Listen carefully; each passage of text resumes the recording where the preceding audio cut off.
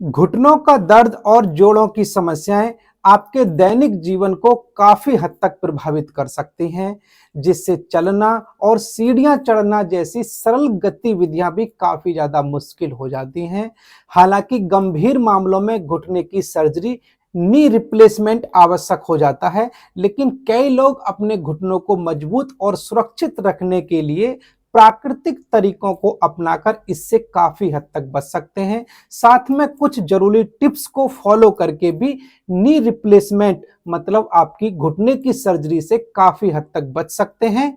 इसके लिए आपको कौन कौन सी चीजों का इस्तेमाल करना है, कौन कौन सी एक्सरसाइज करनी है, आपको क्या करना है और क्या नहीं करना है, जिससे कि आप सर्जरी से बच सकें। आज हम इसी के बारे में इस वीडियो में बात करेंगे। आज की इस वीडियो में आप बहुत कुछ नया सीखने वाले हैं, नया जानने वाले हैं, तो प्लीज वीडियो को बिल्कुल भी स्किप ना करें, अंत तक जरूर देखें। जानकारी जरा भी पसंद आए तो वीडियो को एक लाइक दें, एक कमेंट करें, वीडियो को शेयर करें। चैनल पर पहली बार आए तो प्लीज चैनल को सब्सक्राइब करें, साथ में बेल आइकन जरूर दबाएं।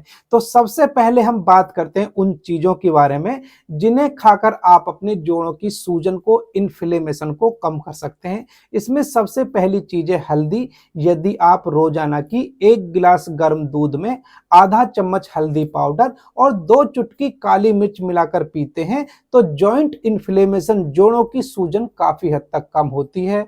इसके अलावा आपको अपनी डेली खाने में अदरक है, लहसुन का इस्तेमाल थोड़ी मात्रा में जरूर करना चाहिए, क्योंकि यह रिसर्च बताती है कि जोड़ों की सूजन, जो अदरक है, लहसुन है, काली मिर्च है, ये काफी ज्यादा फायदेमंद होती हैं। और आपका अर्थराइटिस का दर्द भी कम हो जाता है। अगर हम ऑयल के बारे में बात करें तो ऑलिव ऑयल सबसे अच्छा होता है, जिससे जॉइंट का इन्फ्लेमेशन होता है। इससे आप जॉइंट की मालिश कर सकते हैं, या फिर 1 से 2 चम्मच सलाद में डालकर खा सकते हैं, या फिर इसे पकाकर भी आप इस्तेमाल कर सकते हैं। ड्राई फ्रूट्स में आप जो अखरोट है, बादाम है, इन चीजों को खाते हैं तो ये बॉडी का इन्फ्लेमेशन कम करने का काम करते हैं। आपको प्रोटीन से रिच डाइट लेनी है, जैसे कि पनीर है, अंडा है, दाल है। ये भी आपके जॉइंट्स के लिए काफी ज्यादा अच्छे होते हैं। और जॉइंट्स के लिए कोलाजन स्पेसिफिक होता है, जो कि आपके ऑस्टियोआर्थराइटिस और रूमेटाइड अर्थराइटिस के पेशेंट के लिए काफी ज्यादा जरूरी होता है। और कोलेजन वाली जो चीजें होती हैं, जैसे आंवला है, अमरूद है, कई तरह के खट्टे फल हैं, ऑरेंज इत्यादि होते हैं, तो इनको भी आपको अपनी डाइट में शामिल करना चाहिए। कुछ एक्सरसाइज आपको करनी है जिन्हें आप अपने घर पर बहुत आसानी से कर सकते हैं।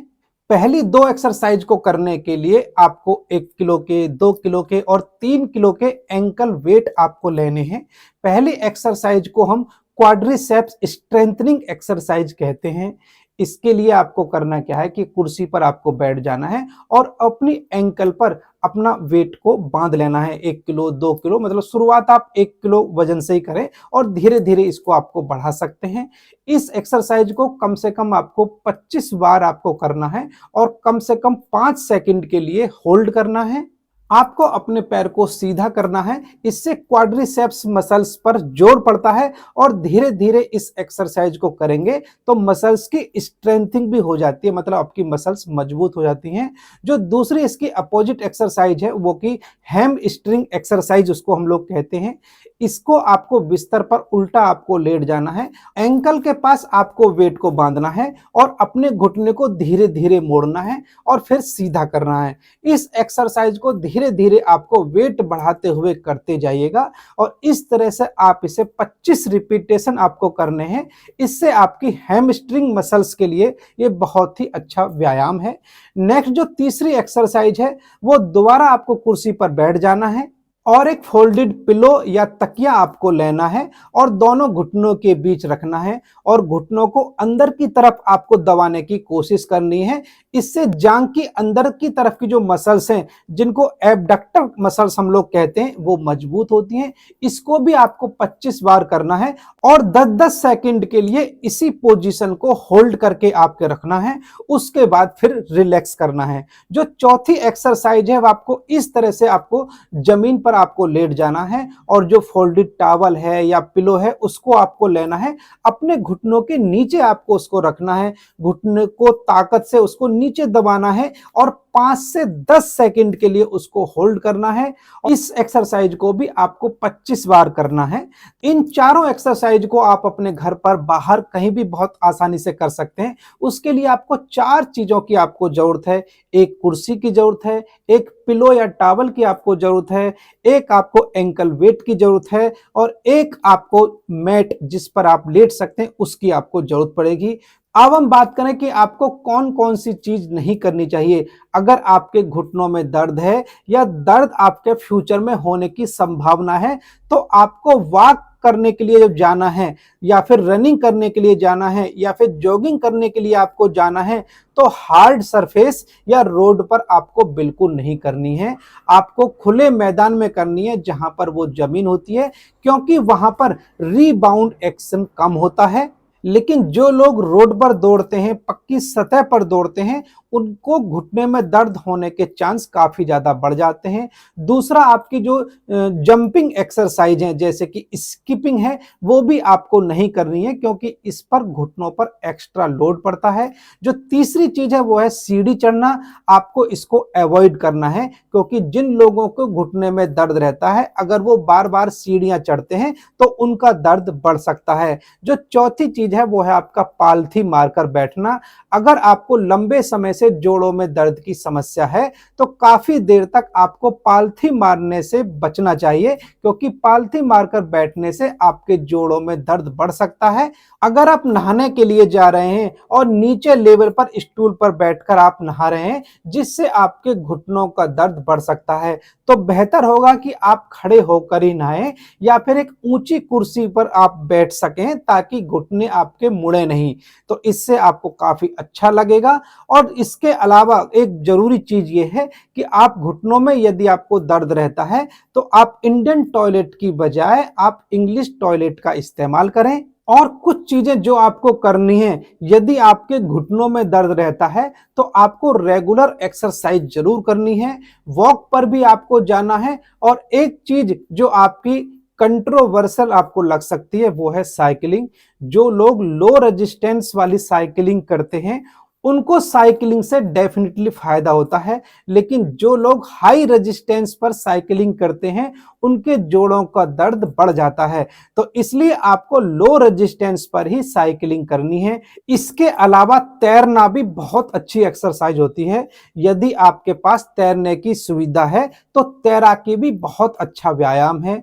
योग है, हल्की स्ट्रेचिंग एक्सरसाइज भी काफी ज्यादा जॉइंट्स में लचीलापन बढ़ाती हैं और आपके लिए काफी ज्यादा अच्छी होती हैं। ये जोड़ों की अकड़न को कम करती हैं। अपने वजन को भी आपको संतुलित बना के रखना है।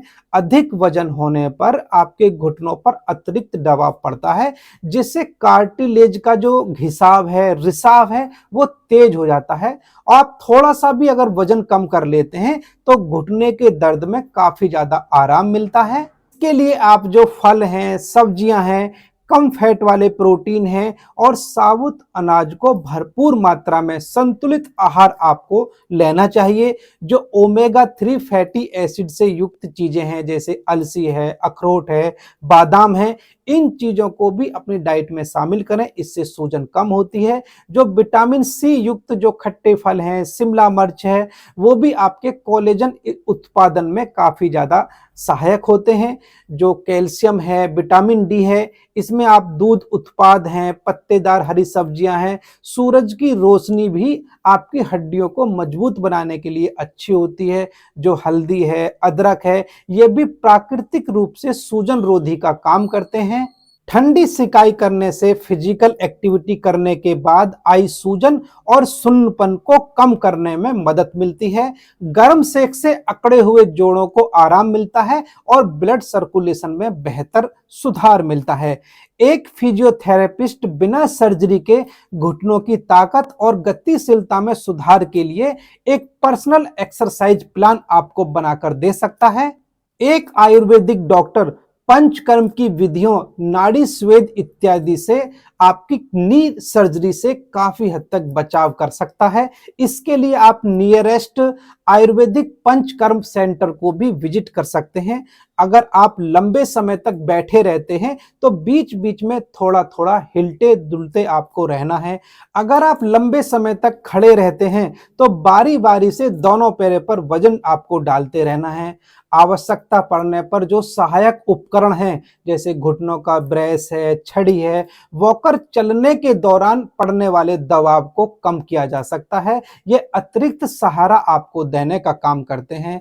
तो इस तरह से नी रिप्लेसमेंट सर्जरी हमेशा जरूरी नहीं है। स्वस्थ वजन अपनाएं, सुरक्षित व्यायाम करें और सही खान पान रखें, उचित जीवन शैली रखें और प्राकृतिक उपचारों का उपयोग करके आप घुटनों को मजबूत बना सकते हैं और दर्द को प्रभावी रूप से कम कर सकते हैं। अब मुझे कमेंट करके जरूर बताइएगा, क्या आपकी या आपके जानकार की किसी को नी रिप्लेसमेंट सर्जरी की सलाह दी गई है या फिर उनकी हो गई है? तो आपके क्या एक्सपीरियंस रहे हैं, उनको कमेंट बॉक्स में जरूर से शेयर करिएगा। फिलहाल इस वीडियो में सिर्फ इतना ही और मैं उम्मीद करता हूं कि आज इस वीडियो के माध्यम से आपने कुछ ना कुछ नया सीखा होगा, नया जाना होगा। जानकारी जरा भी पसंद आई हो तो प्लीज वीडियो को एक लाइक दें, एक कमेंट करें, वीडियो को शेयर करें। चैनल पर पहली बार आए तो प्लीज चैनल को सब्सक्राइब करें, साथ में बेल आइकन जरूर दबाएं। यदि आप जानना चाहते हैं घुटनों के दर्द को जड़ से खत्म करने के लिए कौन कौन से घरेलू उपाय अपनाएं, यह जानने के लिए आप ये ऊपर वाली वीडियो देखें और जोड़ों में दर्द की समस्या के लिए कद्दू के बीजों का इस्तेमाल कब और कैसे करें, यह जानने के लिए आप ये नीचे वाली वीडियो जरूर देखें। मिलते हैं एक नई वीडियो में नई जानकारी के साथ। तब तक आप सभी को मेरा नमस्कार। जय हिंद, वंदे मातरम।